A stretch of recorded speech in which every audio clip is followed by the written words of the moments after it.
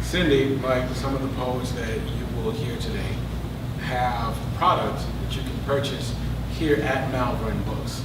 It's a very simple equation. Cindy has books. If you buy them, Cindy will not have books. You will have Cindy's book. Cindy will not be sad. Neither will Malvern. All right. So as far as artists go, to do this thing, I mentor people from time to time when it comes to doing spoken word, poetry, or what have you.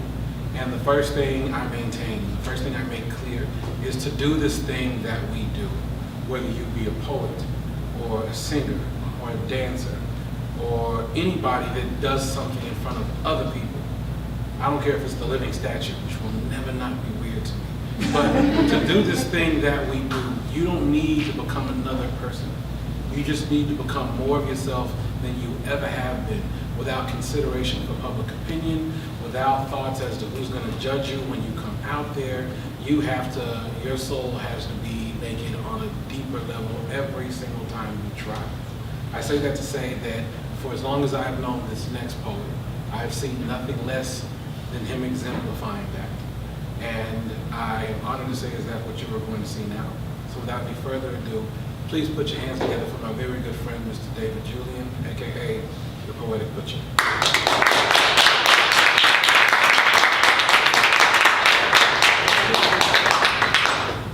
Thank you, Joe.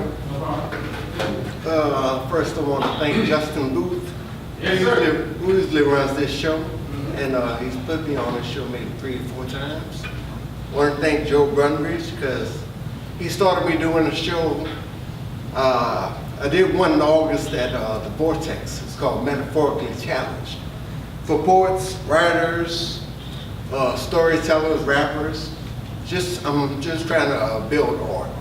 And of course I build myself, so I must find the line between pestering and persistence. But when you get a chance, my page is the Poetic Butcher on Facebook, so you can either see some of my writings, some of my videos, or see when I have my shows. And if you're a writer, or if you just like writers, please come. Now the first 2 I'll do 3. First 2 I'll do off my phone. Third I'll just hopefully remember. New math. Mostly what I do is social commentary. New math. New math was brief. New math was abstract. New math was created in the 60s to keep up, to combat the Soviets. Algebra professor George Simmons wrote that new math produced students who had heard of the commutative law, but didn't know the multiplication tables. It was also said that the important thing was to know what you're doing. The correct answer was secondary. New math was a failure. If constantly a man is given bread and water, then suddenly given soda and crackers, he enjoys it. In my new math, we are constantly fed garbage. So once we're given trash, we enjoy it. Growing up, I was told by Mama, always strive to be the best. Keep up with the Joneses, she said. Now I'm fed garbage and told to keep up with the Kardashians. And some of you enjoy it. New math has made football, soccer. The pound sign is now a hashtag. In this new math, some things can be abstract as well as fully tangible, such as colonialism, which is continuous and ongoing. Quote, its forms and tactics may evolve over time, but its intention of domination, exploitation, and genocide of populations deemed inferior does not. New math gives us gentrification. Similar principles, but this time, they're coming for me. Now, the city is not for an individual, and I was always taught to be an individual. 1 is not a real number. Hashtag fuck. But like any problem, we say it's not their fault. Blame the system. But the system was made by people. The system is run by people. People like Jekyll and Hyde. just opinions, and I feel my opinion parallels that to the answer in the back of a math book, where it may be wrong, but probably not. The real answer is that imaginary numbers get erased. People are those imaginary numbers. We need a better solution, because just like the original, new math is a failure. Now I'll give you one. The rapper dude, Stone Shadow, asked me to do an opening for his album. And I did, and so it was called Rebel with a Pause. Rebel with a Cause. Let me pen this. The rebel. The rebel fights for those who cannot fight, those who cannot speak. We speak and fiend the mic. The rebel must be smart and know when to pause or walk. The running rebel will be banned. The rebel will lose the battle in order to win the war. They tell the rebel that he must worship the flag, so the rebel takes a knee.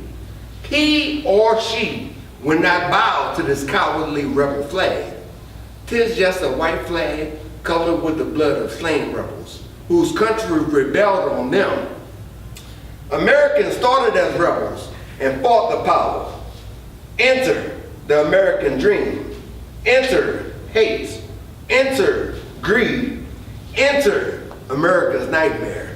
A group of rebels, the Black Panthers. They were feared, but we fear what we do not understand or want to understand. For they are who you claim to be, so they should be revered. I like to thank Marvel Comics, because Black Panther is going on big screens. But that is just a movie where art imitates life. The rebel makes life imitate art. Where am I from? I live in the evil empire. So I'll send a message to many Americans. Birth control should be retroactive. Yes, the butcher, the rebel. Start over. Now I'll do my final piece.